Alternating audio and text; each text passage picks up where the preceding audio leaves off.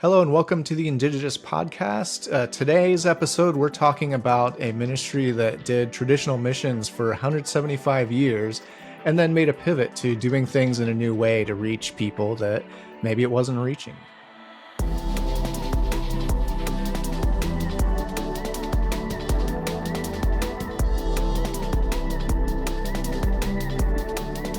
I'm here with Mike from IMB. Mike, thank you so much for joining us. Yeah, thank you. Thanks for having me today. Can you tell us a little bit about yourself? Yeah, my wife and I have been serving through the IMB for over 20 years now. Back in 2002, we sensed the Lord calling us to serve Him overseas. My background is actually in visual design and marketing. So over these 20 years, I've been using those skills from Africa to different parts of Asia. Parts of it has been helping teams build prayer and support from the U.S. and other countries. And then other aspects have been using those skills to share the gospel and be part of God's work in planting churches. Yeah, I think those are not necessarily skills that people think of when they think of a missionary. They don't necessarily think of a designer. Can you maybe give an example of something like how do you use those skills in missions? It really has transformed, a 20-year span. As I think about it, it's really Oh, yeah. transformed from what it initially was. I think I also had no idea, just by God's divine appointment, I was at a missions conference in line at a men's breakfast, and someone with the IMB was there in the line with me, and we were talking. I was telling him what I did. He said, "Oh, wow, we could actually use your help.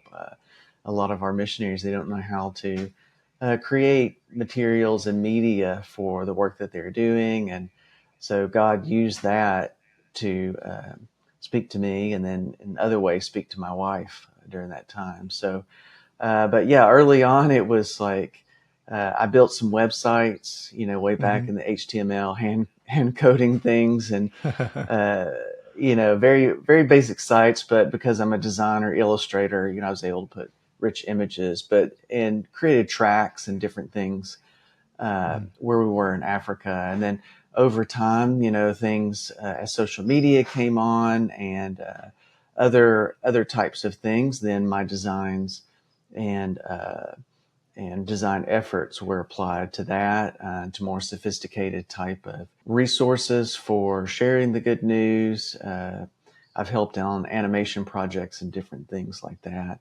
And then over really since 2016, I've been using some of more of the core skills that you see in design and marketing, which are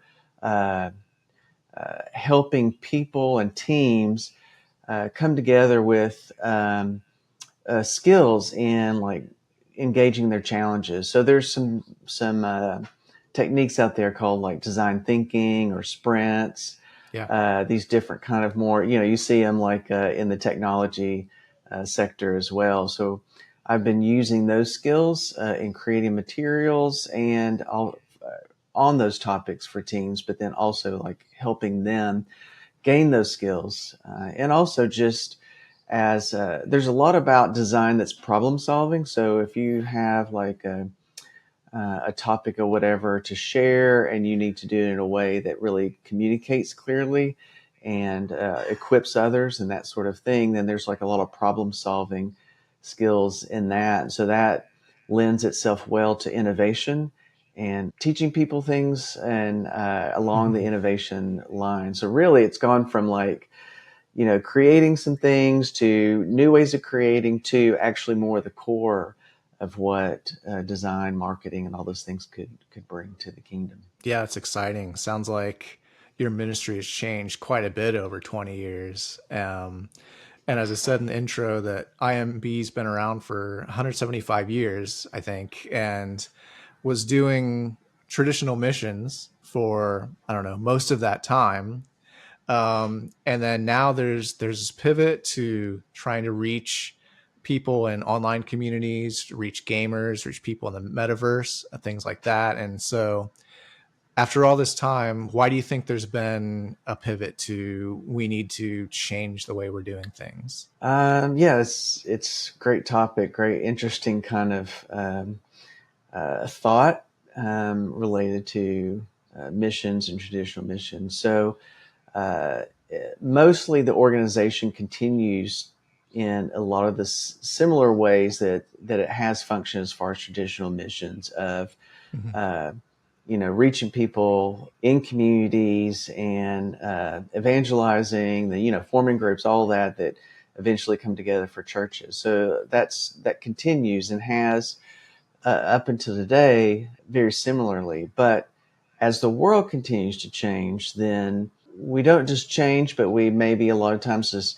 add new techniques and new ways, doing things. So if you think over that 175 years of tradition or ways of doing ministry and missions, eventually there was a time where radio was added, right? We didn't have radio and then we did. And so then missions at some point needed Right. to adjust to that. And then as you go through TV and then social media, well, social media really has been, and actually to this day, I think in a lot of ways is something that missions and missionaries are still wrestling with. Some are very good at it, but by and large, a lot of them are still trying to figure that out.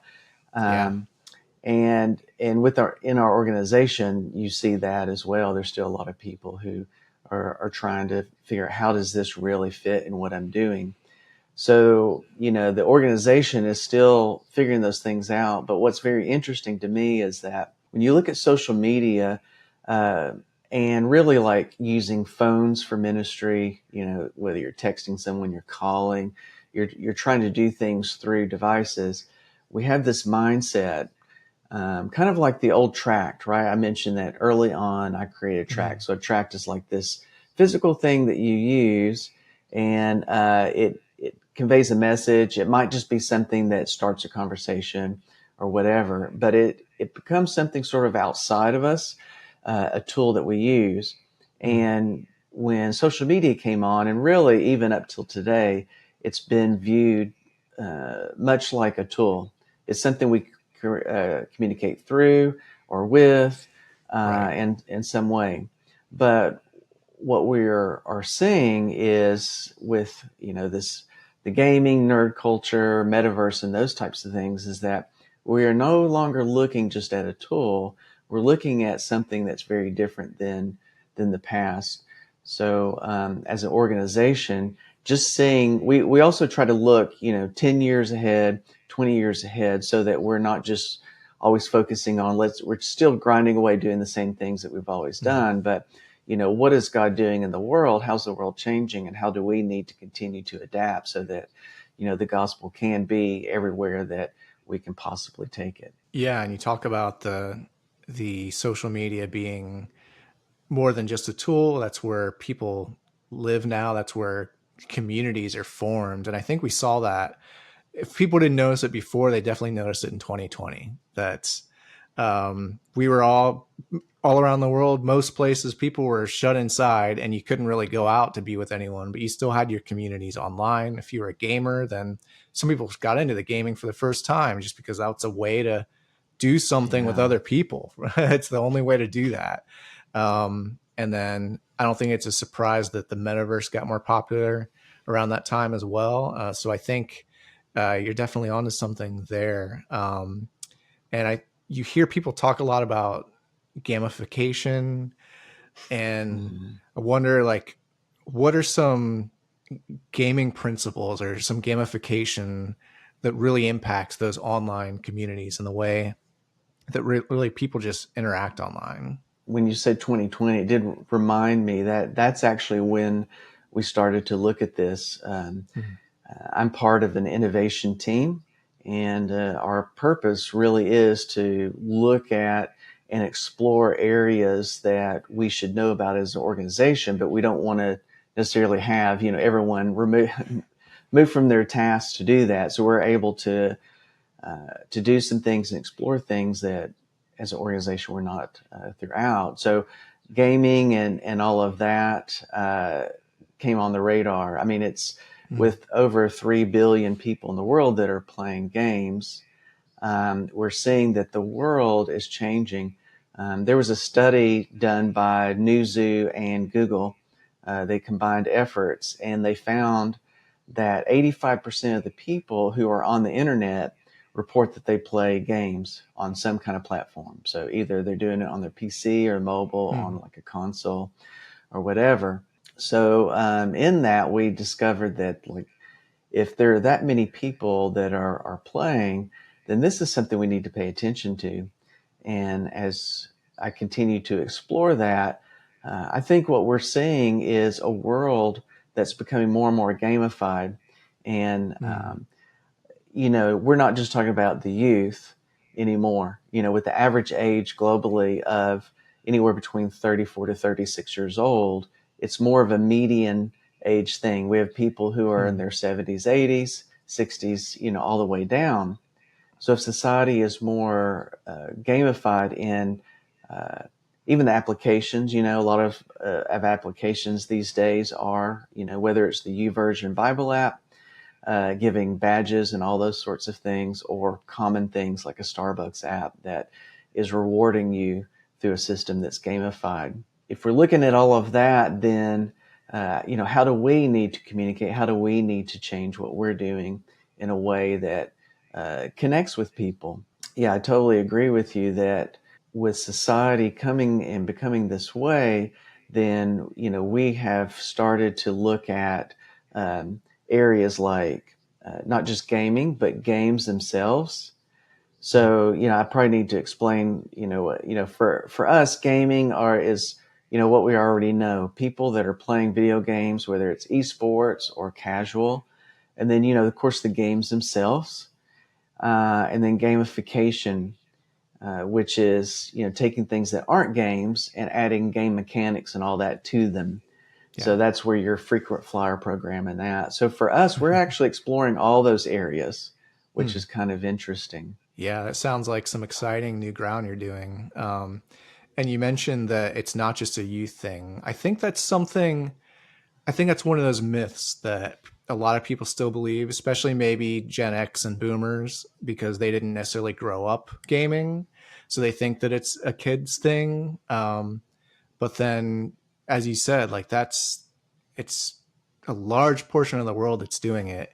And I saw in one of your presentations recently, you pointed out that the most popular video games are actually more popular than the most popular movies. Like there are more people playing the biggest games than watching the hugest blockbuster. So that's something Yeah. that really shows that this isn't a niche thing. The idea on that, or the example, was when Avatar, the first Avatar, came out, and it Yeah. quickly reached $1 billion, dollars in sales. But then Call of Duty came out at the same time, and it reached $1 billion before Avatar did. Like, and Yeah. you wouldn't even necessarily think that a video game would reach $1 billion in sales, especially just within a couple of weeks. So, yeah, it is amazing, what is there. So, as an organization, again, that has all this history, and our purpose is about,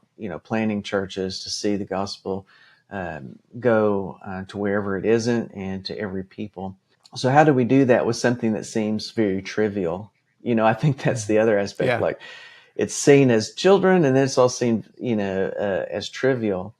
But what's interesting is, like, not only are these things competing, games and all that competing with blockbusters, but uh, in the stories, in the production value of all these, the characters, there's so much in it, and the issues that games are dealing with that are life types of experiences and challenges that people have. It's not just shooter games. There are games with really rich stories. And I think Yeah. wherever there are stories, there's obviously opportunity to share this story or the stories that we know that really change lives. I recently spoke to someone who's a gamer. He does Twitch streams, and he uses that to talk to people about the gospel. Shares Mm, a Bible verse with each stream, and just use that as a starting off point. We've seen people do that with sort of their online personas. You can share your YouVersion verse of the day on social media. There's lots of mm-hmm. different things you can do. Um, what are the different opportunities that you see with this new world of that you're doing in the innovation team of you have gaming, you have the Yeah. metaverse, you have social media, and there's so many new ways that you can reach these different communities that are active around the world. Right. Yeah, I think that's, you really hit it. I think accessibility is huge. We know that with social media, right? So that's already opened the door that you can potentially reach, beyond hundreds, you can reach thousands and millions through those ways. And this is much the same too. But uh, it is very different in a way that from social media, when you get into inside of the games and inside of like the metaverse and that sort of thing, that um, it's spending time with people and it's a place. I think there's different types of core values that we're sort of pulling out from what we're learning and what we're experiencing, and some of those values are that uh, in these places, or in these games and these digital communities and the places that you might go, whether it's through virtual reality or within a game like Fortnite and spending time with people, that it's a place, and these are people. So trying to see beyond the game, the technology, and that sort of thing, Yeah. and that it's highly relational. So with a lot of opportunities, honestly, are found in whether it's going to a place in VR and like VR chat or Rec Room or different apps that are out there, where literally people are virtually hanging out in a virtual street, in a virtual place, and you can talk with them and you can uh, share about yourself, or just like you would on the street or in a coffee shop. You might meet someone and maybe take that conversation spiritual to a spiritual direction. That's there in that. It's there in these communities and games and that sort of thing. So some things that I'll talk about church, and then personally. So like personally for me, Mhm. I have intentionally tried to play games that are community based. So there's one that I'm playing now. It's actually a Star Trek game, and I'm part of an Okay. alliance. And so I'm an alliance of 83 people, and Hmm. in that, when I'm playing that daily, and it's not something I have to sit there for an hour on. Like at some point in the morning, I'll jump on. I'll tell there's a chat where you just say good morning, and people will share sometimes very, like, I guess, emotional or personal Hmm. things on that. Even individually, you can chat with others. So, I found out one guy on there was recently divorced.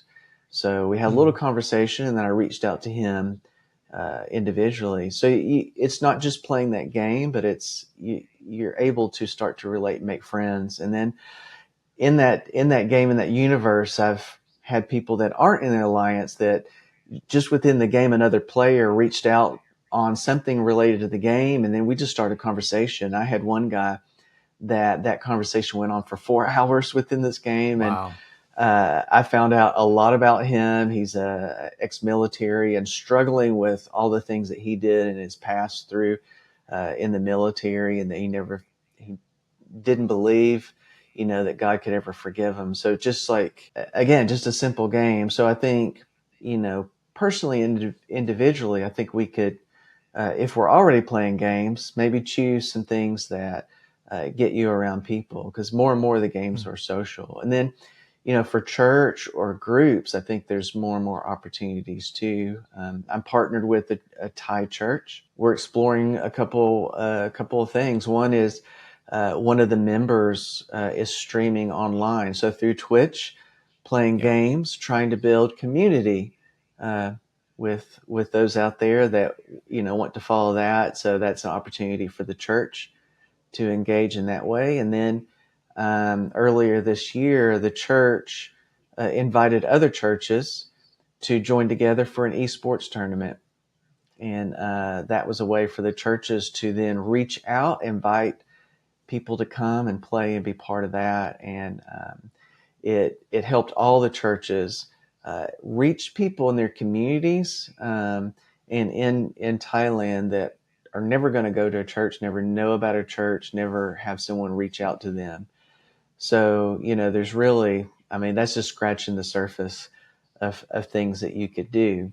Those are great examples. It reminds me that, to be a witness for Christ, you have to go where people are. Mm-hmm. And it's one of those things, like when you're talking about the Star Trek game, made me just think like a lot of the best witness you can do is just form relationships with people who share a common interest. Like people that are into Yeah. cycling, they'll have their cycling club and they'll go out on a bike Mm-hmm. ride on Saturday mornings. And those are the people you get to know, and you have like deep conversations with those people because you share that interest that you do together. And then something like gaming can be the same Mm-hmm. thing, that you show up, whether it's daily, weekly, however often you do it, you're in that group that plays the Star Trek game together. Those people you're going to get to Right. know better, and that's just going to give you opportunities as you do life together. And that's what it should be about, not something like a checklist of I need to tell a certain number of people about Jesus, but like if you form relationships with people that you're around and in community with, then that gives you these opportunities.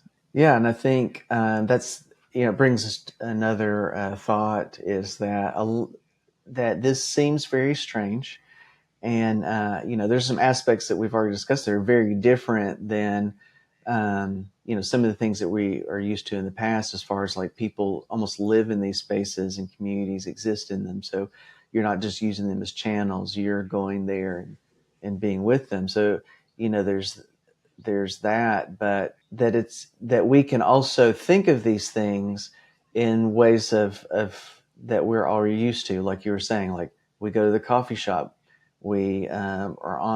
we're out in a store, or we run into someone, or we join certain groups.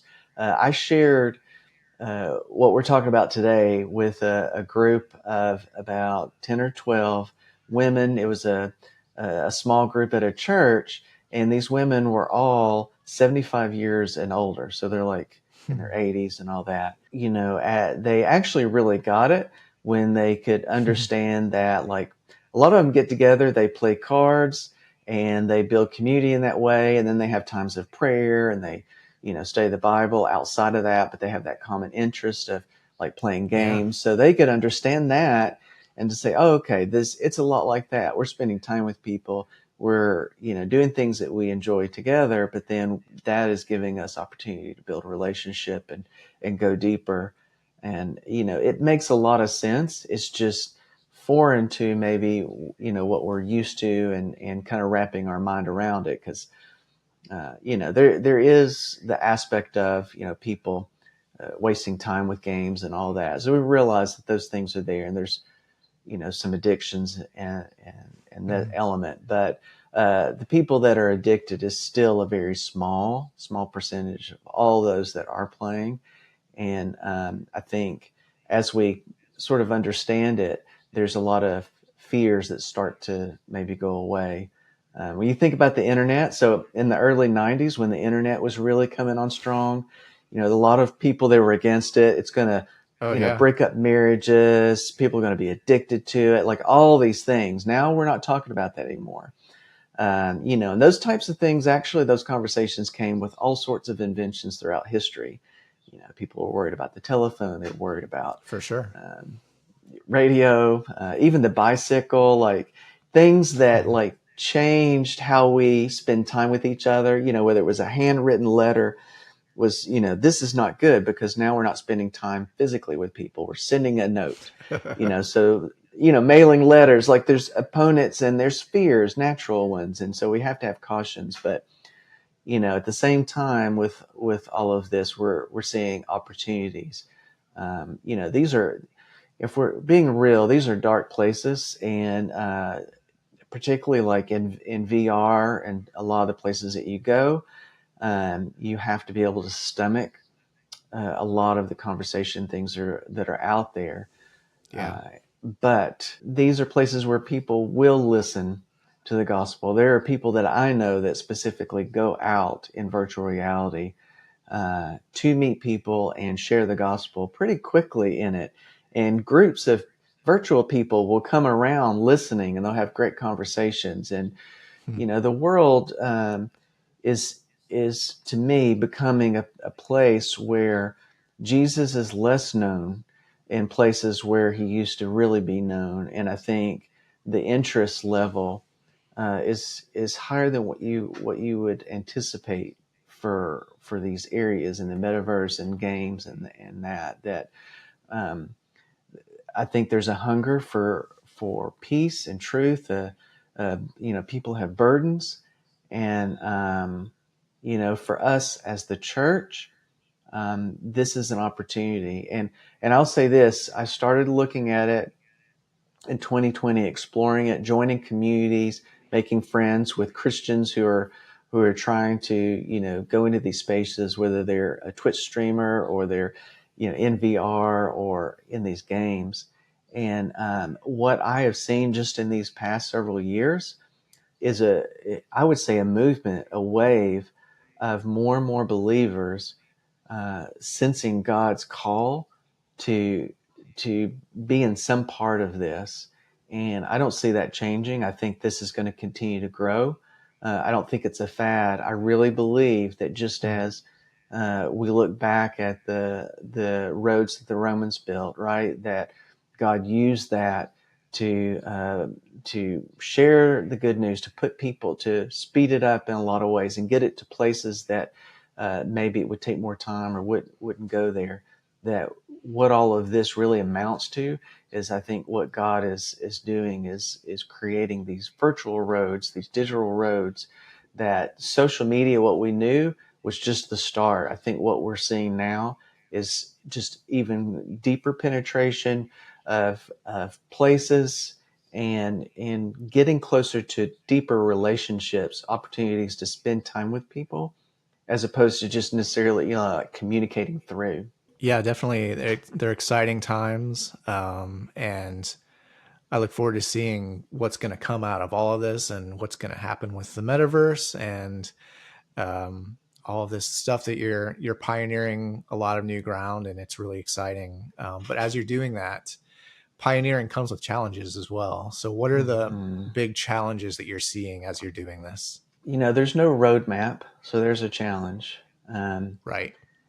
we're not following along, and I would say not just us, but other organizations, whether it's Campus Crusade, Jesus Film, other types of organizations, Scripture translation, all that. We are all seeking the Lord and taking steps in areas that there's no roadmap for. And it is a challenge, because we have gone down some paths that just didn't seem to work out. Now that may just not work out for us, and another group or another person. There might be something there, but that has been a challenge. But that is part of learning, right? Exploring and that sort of thing. And the other is just, I think, a major challenge is when people who are trying to plant churches, and they've got this history of, this is how we do it and this is where we go. And even, as they look at themselves, this is who I am. And, I've never done this. I don't understand these things. Then it's a challenge to try to connect that 175 years of approaches and ways to something that's new. It almost feels like, the new wine and the old sack, or vice versa. Like, what can fit, how it can fit, what do we just need to toss out and think differently, with. So, for us, we have different goals of helping people sort of on ramp, let's start to learn about what this is. And then some of those next steps are, how do I integrate this in what I'm doing? But then, to me, the the biggest step is, how do I just do something completely different that is just focused on this new frontier, if you will? Like, how do we do that? And that's a huge challenge, because if you've never thought about those things, you typically, do what you know, or you add something in a way that how you already would in your mind sort of understand the way the world works and how things work. To do something very new it's a challenge. It's a challenge to help people understand. It's a challenge even for us, because we can't say just do this. We've got a lot of things that we've learned. We know that, but it's still sort of a challenge to do those things. Last year we had 4 missionary teams from around the world, 2 in very poor, kind of, underdeveloped areas in the Middle East, and then 2 in very more developed, rich, very, gamified areas of Asia. And all of them have found challenges and found opportunities in it. And so for us, it's just, where will this work, and where won't it work? And if we're being honest, a lot of missions across the whole world, every organization is not very digital. They may have some digital aspects, but using digital in those ways is still a steep learning curve for globally for missions. For sure, I can vouch for that. There are a lot of other organizations that are dealing with those same challenges that you're trying Mm-hmm. to figure out. As you've done this outreach through different online communities and the different online cultures, do you have a favorite story maybe that shows like how that's worked? I think what God has been doing in Thailand with that church and those churches that banded together has been really cool. Those churches, uh, about half of Thai population plays games, but that doesn't mean that a lot of Thai people still don't look down on it. So there's, especially in more traditional, a lot of the churches are older, more traditional, and Hmm. they're going to look at it pretty negatively. So it's been really interesting to see 12 churches see this as valuable, for kingdom work, and to take that very Yeah. first step to band together to have this event and start to reach out, even though they could be really criticized. I mean, the first call that we had with the 12 churches to talk through it, about 10 of those that are on there were the senior pastors. So this wasn't just like youth leaders or, just Right. whatever. This were the ones who are trying to provide leadership to their church and to take it seriously. And so they took this step. So I think that is really cool. But within that event, a very, what was to me, why we did this event is the story about this guy, or actually a couple of guys who, they're 20 something, and one of them shared it after the event that he's not a Christian, he's Buddhist. His life consists mainly of going to work, and then he's also trying to take some classes to work on a degree. And he shared, I really don't have friends, I don't have community, and I've been very lonely. But Mm. when someone invited him to be part of their team in this esports tournament, he became part of something, and he started to attend they had some prayer groups and their church. He started to be part of it, and one of the lady, or a couple, an older couple from the church, were sort of like the leaders or the parents, almost like provide this Christian maturity to the team, and they sort of loved on the team, and they were there for all of them. And this guy, he shared, like, she's like a mother to me, and this was just within a 6-week span. And Wow. I know in my American culture, we can goof around and we'll say, call someone mom that maybe we knew for a few weeks and we, have a good relationship with. But in that culture, they don't throw things like that around. Like when he referred to her as his mother, this is a close term of endearment and so meaningful to him. And I think, to see someone who is outside the sphere of what we would normally, try to reach, to see him connected with in a community and have an opportunity to hear the gospel and be around, people that will love on him and minister to him in a way that he'll never find that outside of the church is just, I mean, that was just, it was gratifying and exciting and, just encouraging for all that we're doing. And it is the purpose of all this is that it's getting to him, people like him. Yeah, anything you're doing to reach people like him, that's huge. It's really exciting the work you're doing. Thanks so much for joining and sharing the pioneering work you're doing and work that um, where any of us that are doing it are still learning as we go and learning best practices and seeing some exciting things that God is doing. So for Right. anyone Yeah. who's made it this far that has been listening for more than half an hour, what would be a good next step that you would challenge them to take? Yeah, I think just that simple step of exploring these places. If you happen to have VR and you've only used it for one thing, not really gone out into communities, go out and just try to meet people, ask how their day's going or whatever. Take some steps like Yeah. that, or as I mentioned, maybe download a game that has social components. Usually a game that has like a Mm. clan or an alliance or some kind of group. Just take that step to do something small. But if that's even hard, maybe find someone that a friend that maybe plays games or would just kind of encourage you, and you do it together. Like, let's join this one game and let's go at it together, because those same principles of going out by twos into a new community or place together, gives encouragement and accountability. So I think just Mm. taking those steps, it's accessible, and people are accessible in a way that they haven't been. So I think, we as the church can just take these small steps. You just be amazed at what God will do. Mike, thanks so much for joining. Thanks for Thank you. sharing the work you're doing, and God bless you in your ministry. All right. You too.